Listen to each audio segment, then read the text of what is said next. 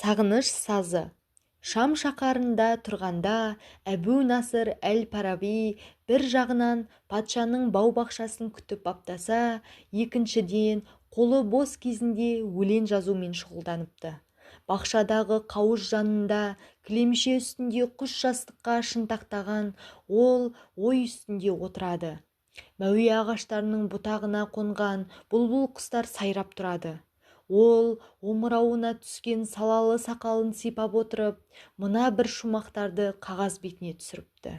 Кеткенім жоқ, елім сенен атақ бақыт тақ іздеп, шықтым жұртым шалғай жаққа ғылым атты шам іздеп, ақтадым мен ақ сүтіңді келгенінше шамамның, ассамдағы 80 жастан сәбиіңмін, балаңмын. Жүзім сынық, көңілсіз күйге түстім мен бүгін, саған деген серпе алмаймын ынтызарлық түндігін.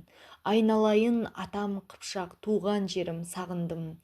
Өз атыңа, үрметіңе қайда жүрсем табындым. Бұл жолдар әрі ғалым, әрі шайыр бабаның жасы 80-нен асқан шағындағы туған еліне деген сағыныш сазы болса керек.